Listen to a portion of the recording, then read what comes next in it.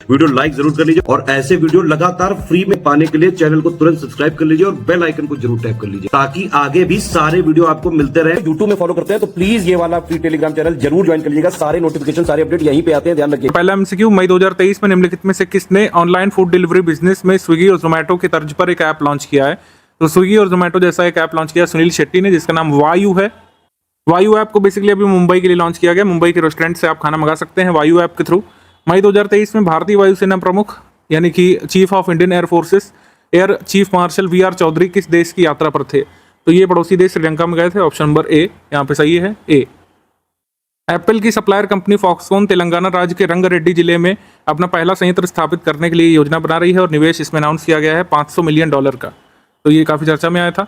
इसके बाद एमएसएमई दिवस जो 27 जून को होता है, इस दिवस पर चैंपियंस 2.0 पोर्टल लॉन्च किया गया था जिससे एमएसएमई उद्यमों को समर्थन और सहायता प्रदान की जा सके। तो ये दोनों स्टेटमेंट सही है, आंसर हमारा सही हो जाएगा C, 1 and 2 both correct. C 1 and 2 both correct. Champions portal किससे एसोसिएटेड है? एमएसएमई से एसोसिएटेड है। ऑप्शन नंबर यहाँ पे सही हो जाएगा सी। 8 मई 2023 को किस मंत्रालय ने देश भर के 200 से अधिक जिलों में प्रधानमंत्री राष्ट्रीय प्रशिक्षुता मेला लॉन्च किया? प्रशिक्षुता प्रशिक्षण से एसोसिएटेड जो मंत्रालय है ministry of skill development and entrepreneurship है। ऑप्शन नंबर बी यहाँ पे सही है। इसके बाद केंद्र सरकार द्वारा उत्तराखंड के प्राचीन तुंगनाथ मंदिर को राष्ट्रीय महत्व के स्मारक के रूप में घोषित किए जाने की योजना बनाई गई थी और इसके संबंध में आधिकारिक अधिसूचना भी जारी कर दी गई।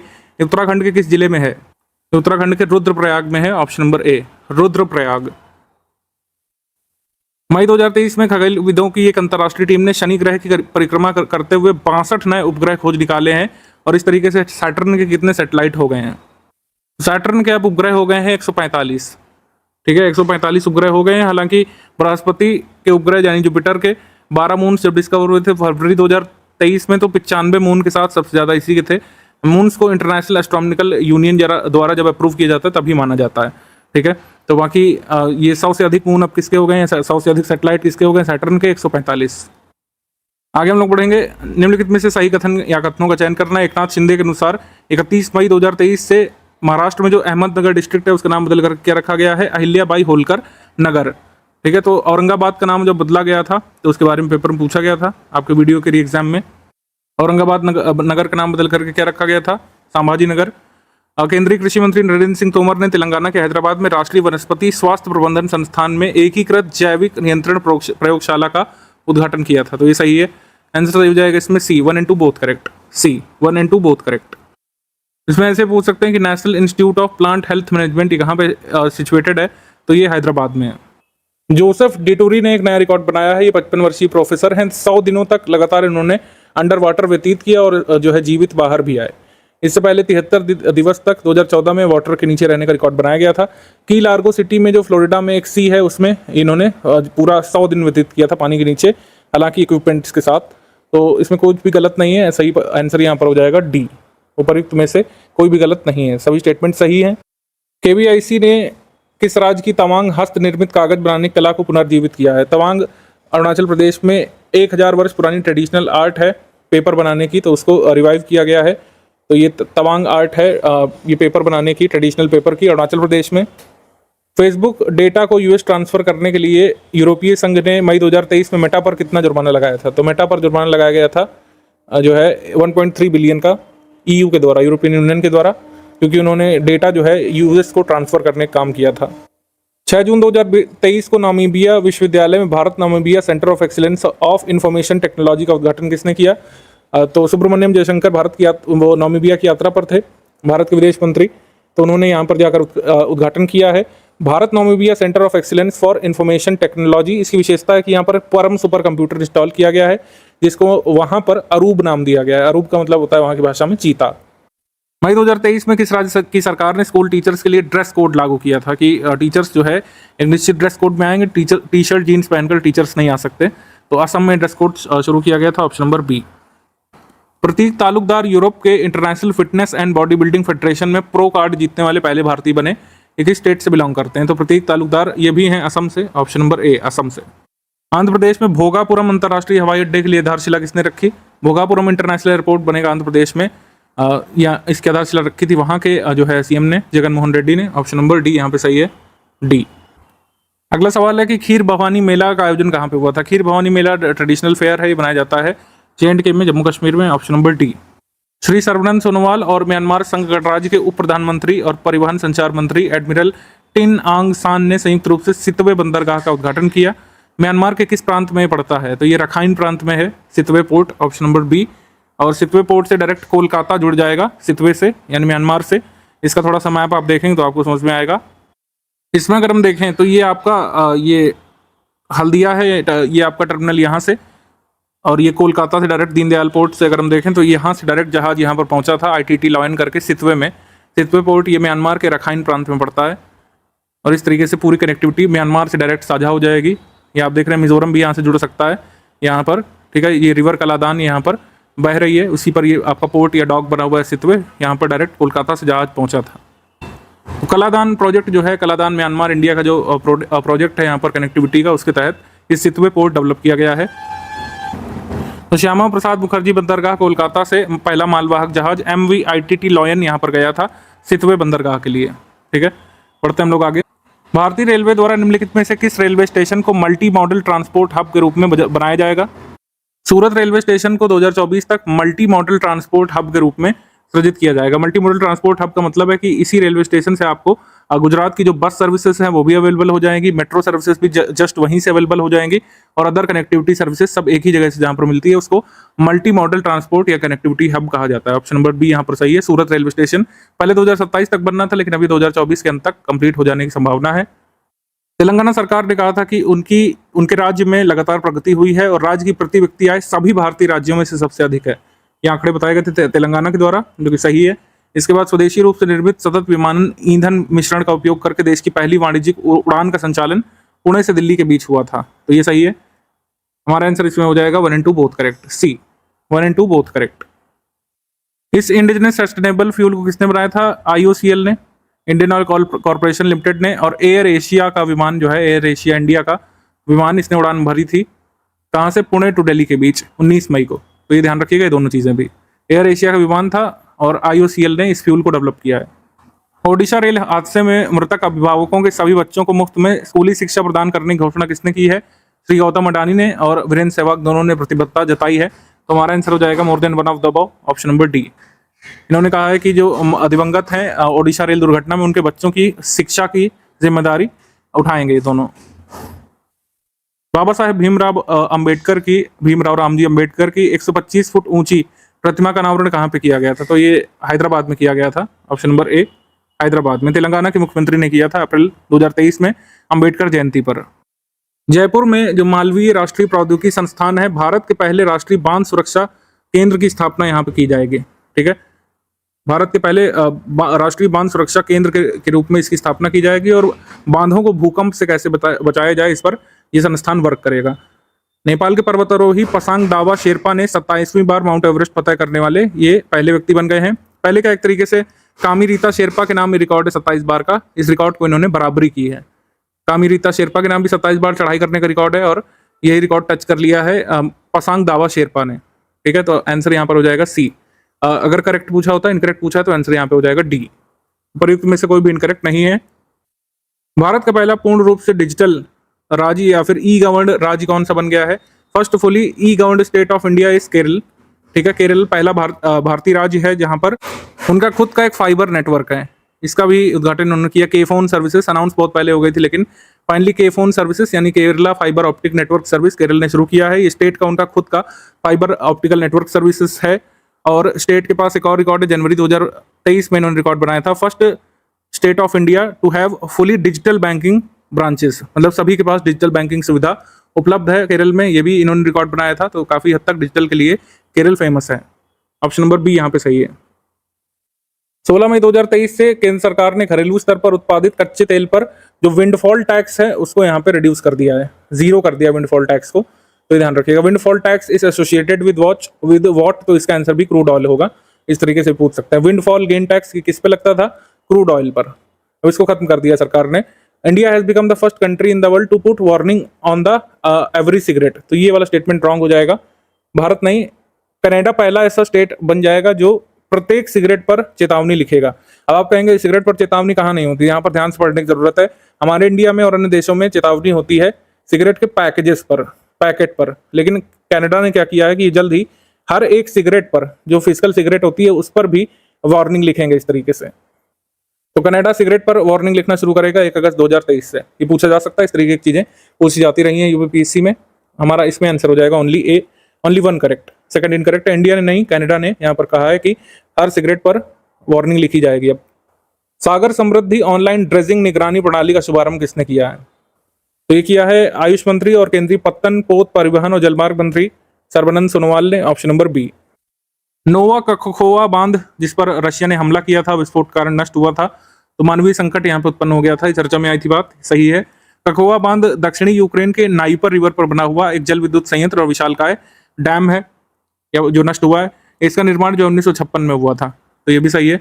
आंसर यहाँ पर हो जाएगा डी, कोई भी इनकरेक्ट स्टेटमेंट नहीं है इस बांध के बारे में, हमारा आंसर हो जाएगा डी। मई 2023 में किस राज्य में देवी लोक महोत्सव का आयोजन हुआ? देवी लोक महोत्सव का आयोजन हुआ था मध्य प्रदेश में, ऑप्शन नंबर ए, मध्य प्रदेश में। हाल ही में गैलरी टेस्ट जो है ये किस बीमारी से संबंधित है? गैलरी टेस्ट किया जाता है कैंसर को डिटेक्ट करने के लिए, ठीक है, option number C cancer. Galleri test जो है हेल्थ केयर कंपनी ग्रेल ने शुरू किया है, जिससे अर्ली साइंस ऑफ कैंसर को ब्लड टेस्ट से ही पता लगाया जा सकता है, option number C. Galleri test is associated with cancer. New Delhi के प्रगति मैदान में अंतर्राष्ट्रीय प्रदर्शनी और कन्वेंशन सेंटर में पहले राष्ट्रीय प्रशिक्षण सम्मेलन या फिर कह सकते हैं first ever national training conclave का उद्घाटन किसने किया था? पीएम मोदी जी ने, ऑप्शन नंबर सी। सी यहाँ पे सही है। अगला है भारत के पहले अंतर्राष्ट्रीय क्रूज जहाज के संबंध में क्या सही है? 5 जून को चेन्नई में भारत के पहले अंतर्राष्ट्रीय क्रूज जहाज MV एम्प्रेस को चेन्नई से श्रीलंका के लिए फ्लैग ऑफ किया गया था, सही। और पहली बार इंटरनेशनल क्रूज टूरिज्म टर्मिनल की शुरुआत भी की गई है चेन्नई में। चेन्नई में इंटरनेशनल क्रूज टूरिज्म टर्मिनल भी बना है, वहीं से इस जहाज को छोड़ा गया था MV एम्प्रेस को। तो हमारा आंसर क्या हो जाएगा इसमें? बोथ 1 and 2 करेक्ट, दोनों ही कथन सही हैं। मोदी जी ने जापान, पापुआ न्यू गिनी और ऑस्ट्रेलिया की यात्रा की थी, तो इनमें से किस देश की पहली बार उनकी यात्रा थी? तो उनकी यात्रा पहली बार पापुआ न्यू गिनी की थी, इससे पहले ऑस्ट्रेलिया, जापान जा चुके हैं पीएम मोदी जी। ऑस्ट्रेलिया की उनकी तीसरी यात्रा थी। 5 और 8 जून 2023 के मध्य निम्नलिखित में से कौन भारत की यात्रा पर रहे थे? तो 5 और 8 जून के मध्य भारत की यात्रा पर रहे थे जर्मन डिफेंस मिनिस्टर ये बोरिस पिस्टोरिस, और 4 और 5 जून को US defence minister Lloyd Austin भी भारत की यात्रा पर रहे थे। आंसर हो जाएगा इसमें ए। जून मंथ 2023 में किस राज्य या फिर केंद्र शासित प्रदेश में हुई हिंसा की जांच के लिए गुवाहाटी उच्च न्यायालय के पूर्व मुख्य न्यायाधीश अजय लांबा की अध्यक्षता में 3 सदस्यीय कमेटी बनाई गई? तो मणिपुर में जो वायलेंस हो रहा है उसकी जांच करने के लिए इनकी अध्यक्षता में 3 सदस्यीय कमेटी बनाई गई है। कर्मयोगी प्लेटफॉर्म पर युवा पेशेवरों के लिए दक्षता नामक पाठ्यक्रमों का एक क्यूरेटेड संग्रह पेश किया गया है। दक्षता का फुल फॉर्म है development of attitude, knowledge, skill for holistic transformation of administration. तो obviously ministry of personnel public grievances and pensions के द्वारा ये शुरू की गई है, ऑप्शन नंबर ए। तो इसका कुल मिलाकर उद्देश्य है भारत में सिविल सर्वेंट्स से उनकी क्षमता का संवर्धन करना, सिविल सर्वेंट्स की कैपेसिटी बिल्डिंग के लिए है। इनकरेक्ट यहाँ पे फाइंड करना है। पहला स्टेटमेंट, मेजर स्ट्रीट जो है बड़ी पॉपुलर स्ट्रीट है कनाडा में वैंकूवर में, उसका नाम बदल करके कोमागाता मारू के नाम पर रखा है। कोमागाता मारू इंसिडेंट को याद करने के लिए उसकी मेमोरी के रूप में वैंकूवर में एक स्ट्रीट का नाम कोमागाता मारू के नाम पर रखा गया। कोमागाता मारू बेसिकली क्या था? कोमागाता मारू ये बेसिकली शिप था जिसको यहाँ पर उतरने नहीं दिया गया था और काफी लोगों की जान गई थी बज में जब जहाज वापस गया था। तो ये आपको पता होना चाहिए, कोमागाता मारू एक इंपॉर्टेंट इंसिडेंट है जिससे गदर मूवमेंट ट्रिगर हुआ था। मॉडर्न हिस्ट्री में आप इसके बारे में पढ़ेंगे।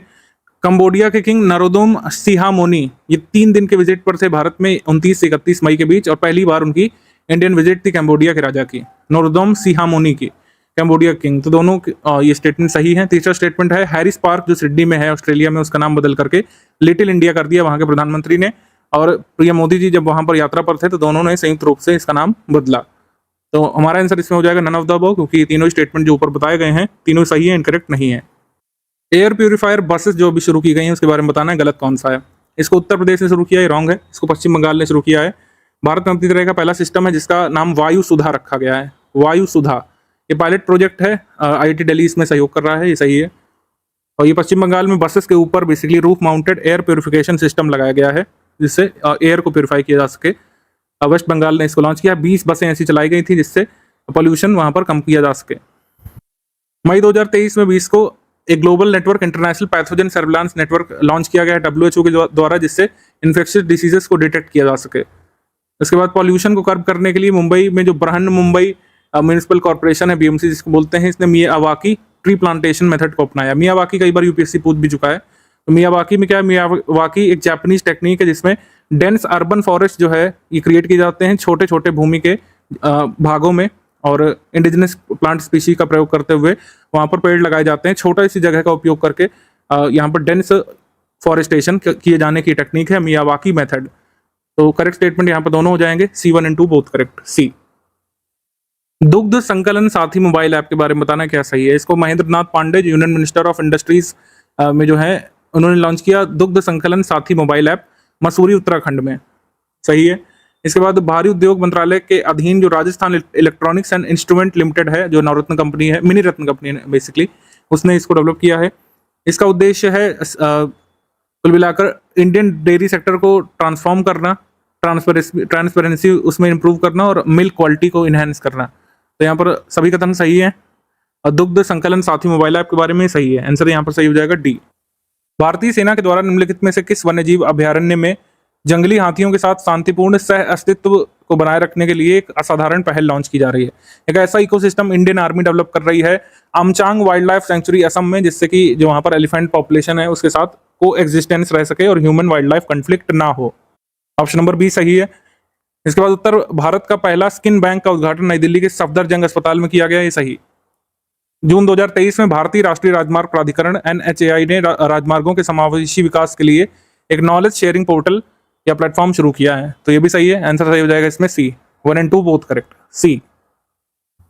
एस्टोनिया की संसद ने समलैंगिक विवाह को वैध बनाने के लिए एक अभूतपूर्व कानून पारित किया है, और ऐसा करने वाला पहला पूर्व सोवियत देश भी बना है एस्टोनिया। सही है। फिजी ने इजराइल देश में अपना पहला दूतावास खोलने की घोषणा की थी, ये भी सही है। हमारा आंसर हो जाएगा सी। 1 and 2 both correct. सी। जून 2023 में किस देश के राष्ट्रपति ने जलवायु परिवर्तन से निपटने के लिए पूरे देश में तटीय समुदायों की मदद के लिए $600 मिलियन से अधिक के निवेश की घोषणा की है। तो $600 मिलियन से अधिक डॉलर के निवेश की घोषणा अमेरिका ने की है, यूएस ने। ऑप्शन नंबर बी यहाँ पे सही है। अमेरिका के इतिहास में जलवायु परिवर्तन से निपटने के लिए पहली बार इतना इन्वेस्टमेंट किया जा रहा है। आगे है लेवेंडर फेस्टिवल। लेवेंडर फेस्टिवल बनाया गया था जम्मू क्षेत्र के भद्रवाह में, 2 दिवसीय उत्सव था ये लेवेंडर फेस्टिवल, और CSIR ने जो अपना 1 वीक 1 लैब कैंपेन चलाया हुआ था, उसी कैंपेन के एक भाग के रूप में इसको मनाया गया था CSIR के द्वारा। तो लेवेंडर रिवॉल्यूशन ये लगातार दूसरी बार भद्रवाह में शुरू की गई है, और हम लोग कह सकते हैं इसमें फूलों की मतलब कुल मिलाकर हॉर्टिकल्चर को, फ्लोरिकल्चर को प्रमोट करने के लिए इसको शुरू किया गया है। भद्रवाह को लेवेंडर कैपिटल के रूप में डेवलप करना चाहता है CSIR।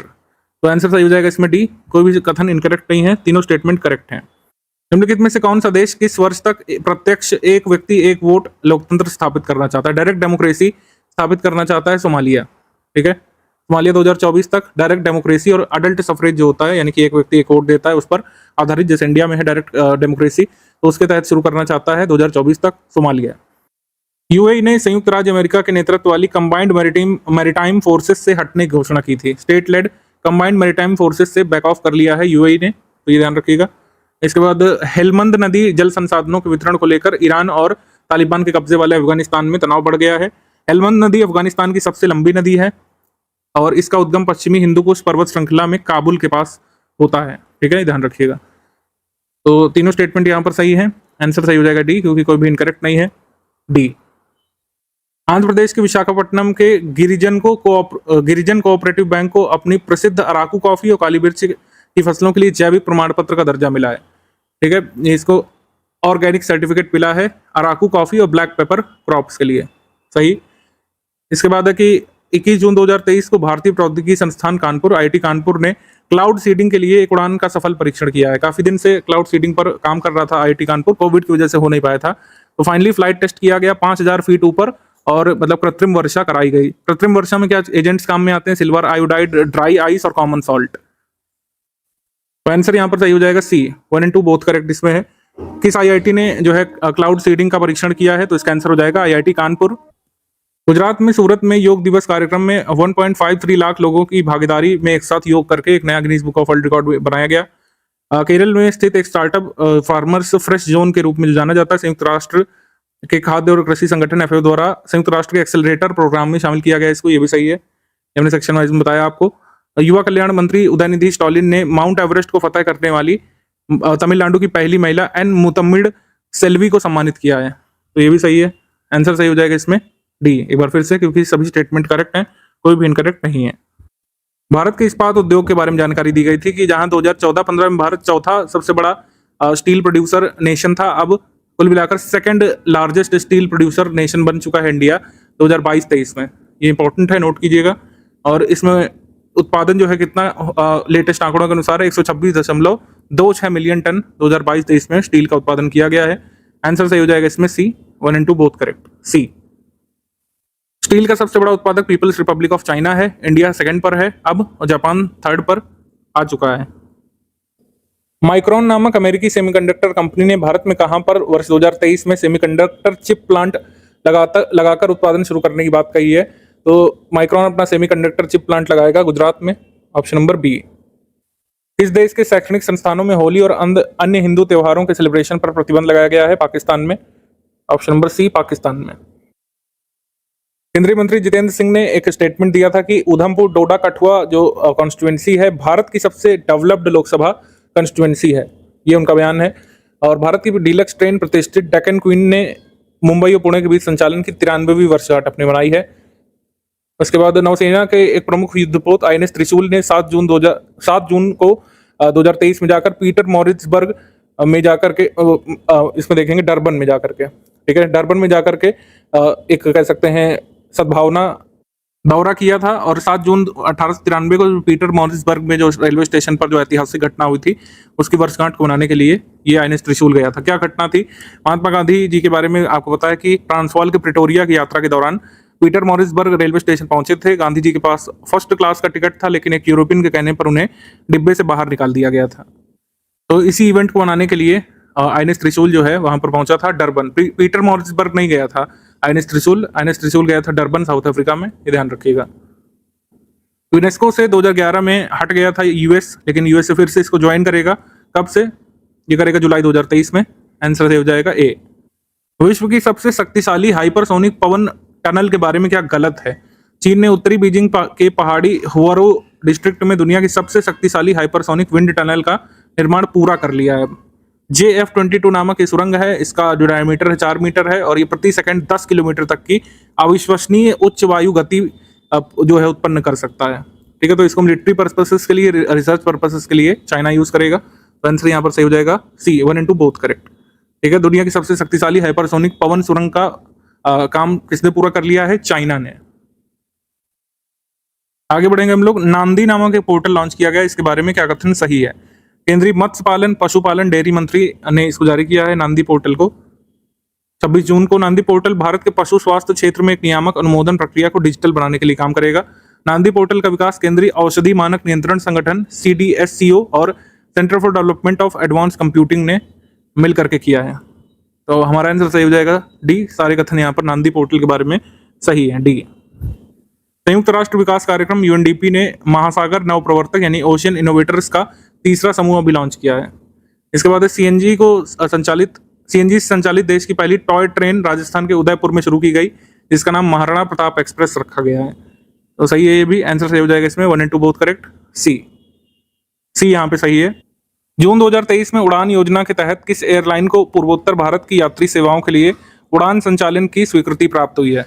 तो ये स्वीकृति मिली है जेटविंग्स एयरवेज को, ऑप्शन नंबर ए।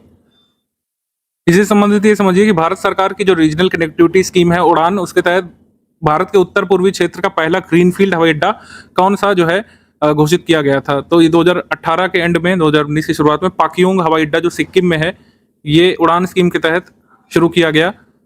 नॉर्थ ईस्ट का पहला हवाई अड्डा था पाक्योंग, सिक्किम में, ध्यान रखिएगा। जून 2023 में रिजर्व बैंक ने निर्देशों का अनुपालन न करने के लिए 3 बड़े बैंकों पर जुर्माना लगाया है, कौन सा उसमें शामिल नहीं है? तो 3 बैंक जिन पर जुर्माना लगाया गया है वो जम्मू कश्मीर बैंक है, बैंक ऑफ महाराष्ट्र है और एक्सिस बैंक है। तो बैंक ऑफ बड़ौदा इसमें शामिल नहीं है इन 3 बैंकों में।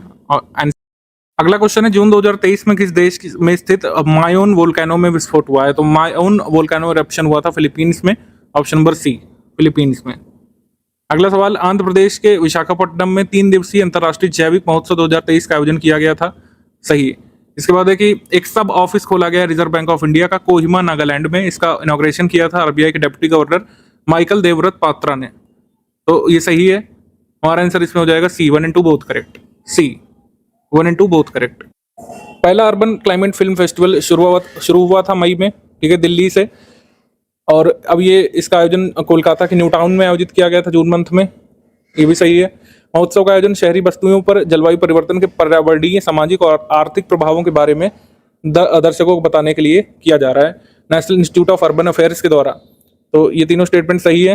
National first urban film festival के बारे में हमारा आंसर हो जाएगा इसमें डी, सारे कथन यहाँ पर सही है। 11 से 17 जून तक एनएससी अंतर्राष्ट्रीय एनिमेशन महोत्सव 2023 का आयोजन किया गया था, जिसमें भारत ने पहली बार भाग लिया। तो एनएससी इंटरनेशनल एनिमेशन फेस्टिवल का आयोजन हुआ था फ्रांस में, ऑप्शन नंबर डी फ्रांस।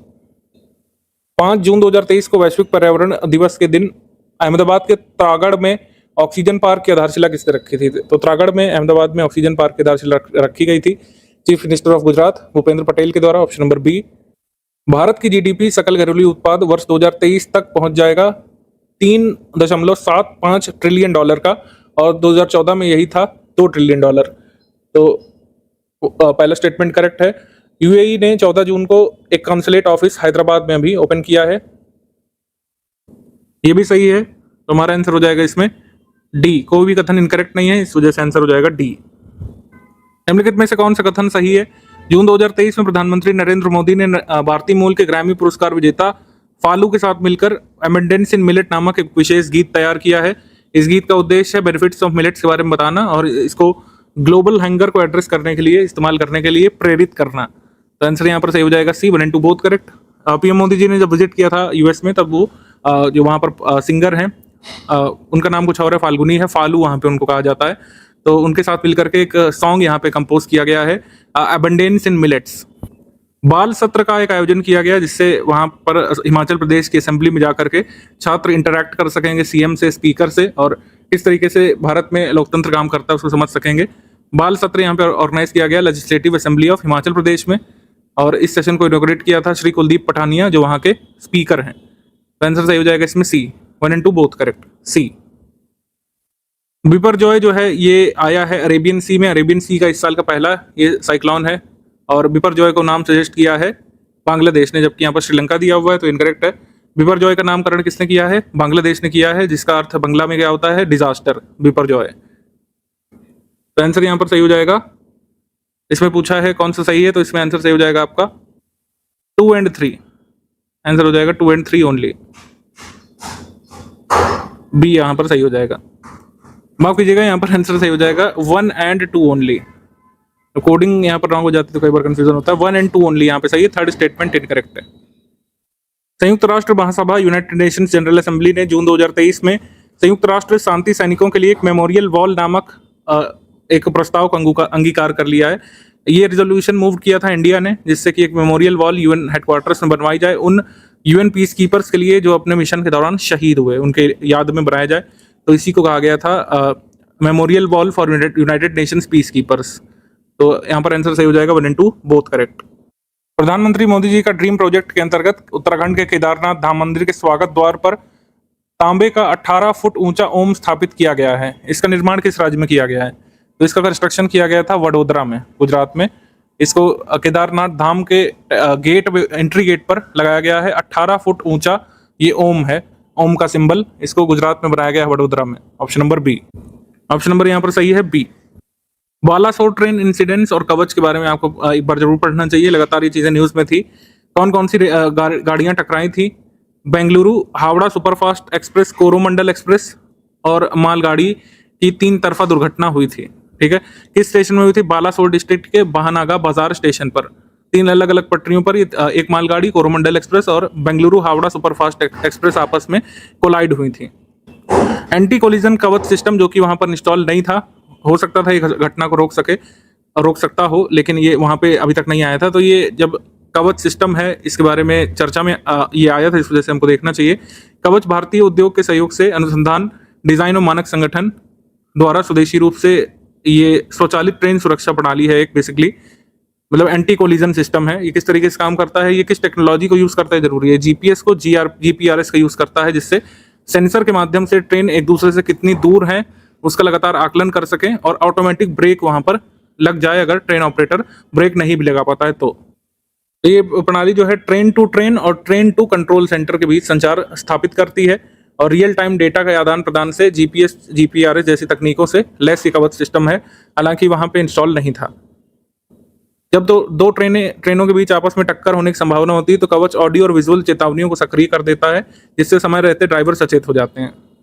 इस कवच सिस्टम को सबसे पहले कहां पर इंस्टॉल किया गया था? 4 मार्च 2022 को दक्षिण मध्य रेलवे के गुल्लागुड़ा चिटगिड्डा रेलवे स्टेशन के बीच कवच का पहला परीक्षण किया गया था।